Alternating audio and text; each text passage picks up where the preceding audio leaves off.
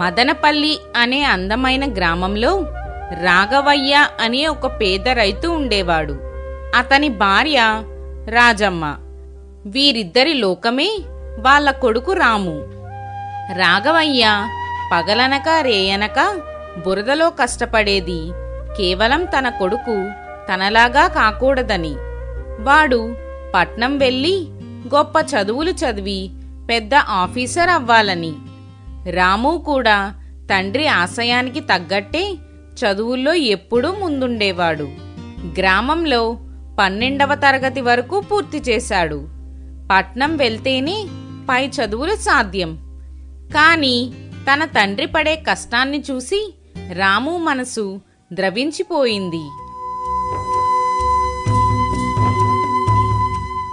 అలా ప్రశాంతంగా రోజులు గడుస్తూ ఉంటాయి. రాజమ్మ, వంట అయిపోయిందా? ఈరోజు పొలానికి నీరు పెట్టాలి. చాలా పనుంది. నాకు గ్లాసు గంజి పోసి అన్నం పెట్టు. పొలం కాడికి వెళ్ళాలి. నువ్వు వస్తావా? వస్తానయ్యా. ఇంటి దగ్గరుండి నేనేం చేస్తాను? ఇద్దరం కలిసి చేస్తే గమ్మున పని అయిపోతుంది. ఇదిగోనయ్యా, అన్నం తిను, నేను క్యారేజీ కడతా. సరే రాజమ్మ. అన్నట్టు రాము ఎక్కడికి వెళ్ళాడు? పొద్దుటి నుంచి వాడు కనబడలేదు. వాడి స్నేహితుడు వస్తే బయటికి వెళ్ళాడు. అవునయ్యా, వాడి చదువు ఇక్కడ పూర్తయిపోయింది కదూ. ఇప్పుడు పట్నం పంపించాలి కదా. ఏం చేద్దామయ్యా? మన దగ్గర చూస్తే పైసలు లేవు. ఎలాగా? ఏం చేస్తాను అంటావేంటి రాజమ్మ? ఆ వినాయకుడి దయ ఉంటే నా రక్తాన్ని చెమటగా మార్చి అయినా సరే వాడిని పట్నం పంపించి పెద్ద పెద్ద చదువులు చెప్పిస్తాను. వాడు బాగా చదువుతున్నాడు. మా నాన్న నన్ను చదివించలేకపోయాడు. ఆ బాధ ఏంటో నాకు తెలుసు. నా కొడుకు రాజాలా చదువుకోవాలి. వాడి చేతులు నా నాగలి పట్టకూడదు, కలం పట్టాలి. వాడు ఎప్పుడు వెళ్తాడో అడిగి ప్రయాణం కడదాం.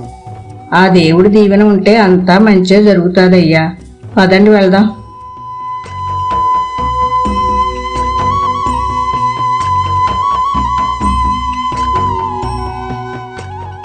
ఆ దంపతులు రోజంతా పొలంలో శ్రమించి సాయంత్రానికి అలసిపోయి ఇంటికి వస్తారు.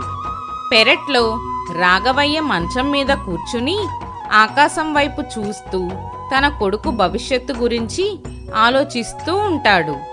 అప్పుడే రాము అక్కడికి వస్తాడు. ఎరా రాము, ఎక్కడికి వెళ్ళావురా? పొద్దుటి నుంచి కనబడనే లేదు. రేపు పొద్దున్నే మనం పట్నం వెళ్ళి నీ చదువుల కోసం కాలేజీలో అడగాలి. ఇద్దరం కలిసి వాళ్ళ చిన్నాన్న పక్క ఊళ్ళో కొత్త రకంగా వ్యవసాయం చేసి పంటలు పండిస్తున్నారంట. అది చూసి వస్తున్నాను నాన్న. ఒరే రాము, ఇప్పుడు నీ చదువు ఇక్కడ పూర్తయింది కదా. మరి పై చదువులకి పట్నం ఎప్పుడు వెళ్తావు చెప్పరా? ఆ వినాయకుడి గుడికి వెళ్ళి ఓ కొబ్బరికాయ కొట్టి నీ ప్రయాణం ఖాయం చేసుకుందాం. నాన్న, నేను చదువు ఇక్కడితో ఆపేద్దాం అనుకుంటున్నాను. నేను పై చదువులకి పట్నం వెళ్ళను. నేను కూడా మీతో పాటే పొలం పనులకు వస్తాను. అదేంట్రా అంత మాట అన్నావు? నీకోసం మీ నాన్న పడుతున్న తపన నీకు తెలీదా? నిన్ను గొప్పవాణ్ణి చెయ్యాలని ఆయన పడుతున్న కష్టం నీకు కనబడటం లేదా? తెలుసమ్మా, అందుకే చెప్తున్నా. మీ చేతులు చూడండి, కాయలు కాచిపోయాయి. మీ కాళ్ళు చూడండి, బురదలో నాని పగుళ్ళు వచ్చాయి. నా కోసం మీరు ఇంతలా కష్టపడుతుంటే నేను పట్నం వెళ్ళి మీ రక్తాన్ని డబ్బుగా మార్చి ఎలా చదవగలను నానా? పై చదువులంటే లక్షలతో కూడిన పని. అక్కడ ఖర్చులు భరించడం మన వల్ల కాదు. పై చదువులంటే చాలా ఖర్చు. మిమ్మల్ని ఈ వయసులో ఇంకా కష్టపెట్టి అప్పులు చేసి నేను చదువుకోలేను నాన్న. ఆ వినాయకుడు మనకి మట్టినిచ్చాడు. దీన్నే నమ్ముకుని బతుకుదాం. ఒరే రాము, మేము చదువులేకనే కదా ఈ మట్టిలో పడి ఏడుస్తున్నాము. నీకు ఈ గతి పట్టకూడదనే కదరా మేము చదివించేది. నువ్వు శుభ్రంగా చదువుకుని ఉద్యోగం చేసుకుంటే మా కష్టమంతా మర్చిపోతాంరా. మా ఆశయం అన్నీ నువ్వేరా. నాన్న, చదువుకున్న వాళ్ళంతా పట్నం వెళ్ళిపోతే మరి మన పొలాల పరిస్థితి ఏంటి? పట్నం వెళ్ళిన వాళ్ళందరికీ ఉద్యోగాలు వస్తున్నాయా? ఎంతోమంది పెద్ద పెద్ద చదువులు చదివిన వాళ్లే ఉద్యోగాలు లేక ఖాళీగా తిరుగుతున్నారు. నాకు చదువు మీద ఉన్న శ్రద్ధను మన పొలం మీద పెడతాను. ఆ స్వామి అనుగ్రహం ఉంటే నేను తప్పకుండా విజయం సాధిస్తాను. నేను చదువుకున్న తెలివితేటలతో వ్యవసాయాన్ని కొత్తగా చేస్తాను నాన్న. నాకు ఒక్క అవకాశం ఇవ్వండి. మీరు ఊరుకోండి, వాడంతలా చెబుతున్నాడు కదా. ఒకసారి వాడి నిర్ణయానికి వదిలేద్దాం. అందులో కష్టం ఏంటో వాడికి తెలియాలి. రాము, రేపు ఉదయాన్నే మీ నాన్నతో పొలానికి వెళ్ళు.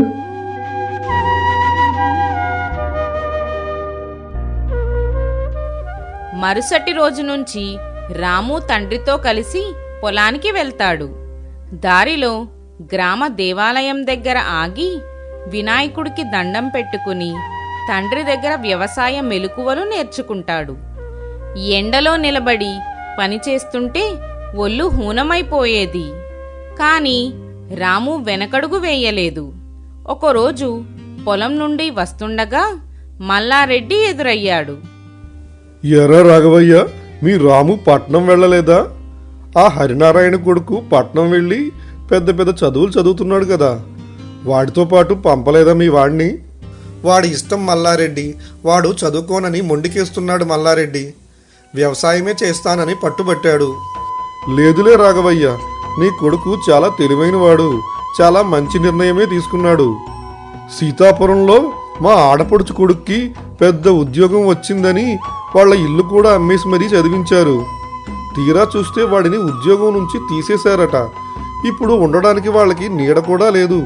పట్నంలో ఉద్యోగాలు ఎప్పుడు ఉడతాయో తెలీదు. మట్టిని నమ్ముకున్నవాడు ఎప్పుడూ చెడిపోడు. చూశారా నాన్న, చదువు అంటే పుస్తకాల్లోది మాత్రమే కాదు, మట్టిలో ఏముందో తెలుసుకోవడం కూడా చదువే. నేను అందుకే చెప్పాను నాన్న, చదువు అంటే కేవలం ఉద్యోగం కోసం కాదు, తెలివితేటల కోసం. నేను ఆ తెలివితేటలతో మన వ్యవసాయాన్ని మారుస్తాను. మన తాతలు చేసిన పద్ధతుల్లో ఈ కాలానికి తగ్గట్టుగా ఆర్గానిక్ పద్ధతిలో పంటలు పండిస్తాను. విఘ్నాలను తొలగించే వినాయకుడు ఉండగా మనకు ఏ లోటు రాదు నాన్న. మీరు గర్వపడేలా చేస్తాను.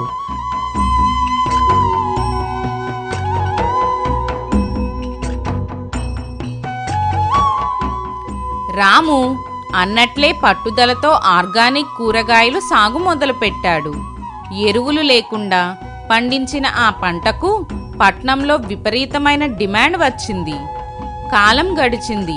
3 సంవత్సరాల తర్వాత వర్షాలు లేక ఊరంతా కరువు వచ్చింది.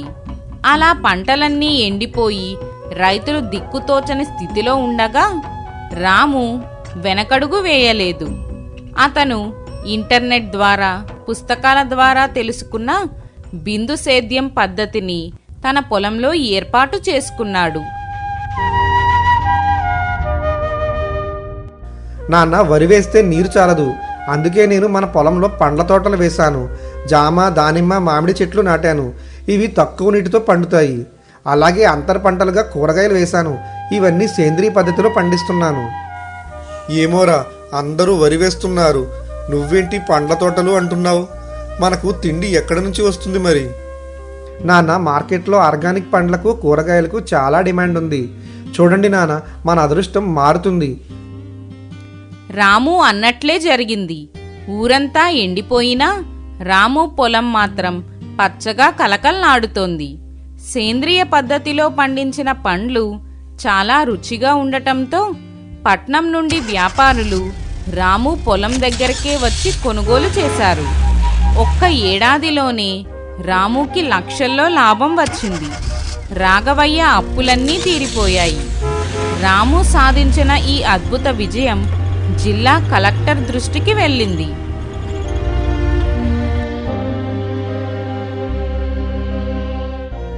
చదువుకున్న యువతంతా పట్నం వెళ్లడమే గొప్ప అనుకుంటున్నారు. కానీ రాము తన తెలివితేటలతో వ్యవసాయాన్ని లాభసాటిగా మార్చి కరువులో కూడా విజయాన్ని సాధించి అందరికీ ఆదర్శంగా నిలబడ్డాడు. అందుకే అతనికి ఈ ఏడాది ఉత్తమ రైతు పురస్కారాన్ని అందజేస్తున్నాను.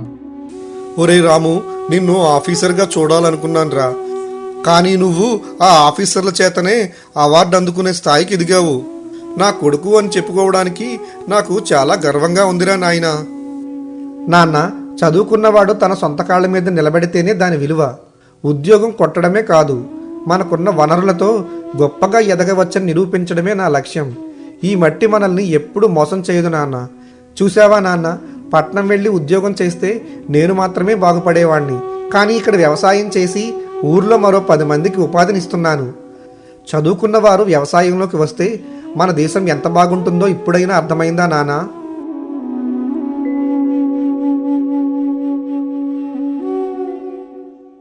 రాము కేవలం తన కుటుంబాన్నే కాదు, తన గ్రామంలోని ఎంతోమంది యువతకు ఉపాధి కల్పించాడు. చదువంటే కేవలం డిగ్రీలు కాదని, మట్టిలో బంగారాన్ని వెతకగలిగే తెలివితేటలని రాము నిరూపించాడు. తండ్రి ఆశయానికి మించి రాము ఎదిగి ఒక గొప్ప వ్యక్తిగా నిలిచాడు. ఉద్యోగం రాలేదని బాధపడే యువతకు చదువుకున్న తెలివితేటలతో మట్టిని బంగారంగా మార్చవచ్చని రాము నిరూపించాడు.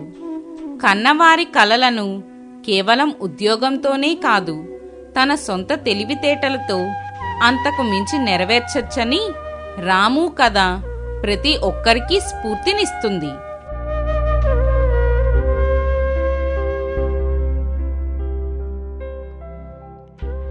పుస్తకాల్లోని అక్షరం పొలంలో విత్తనమైతే ఆ చదువు దేశానికి అన్నం పెట్టే ఆయుధమవుతుంది.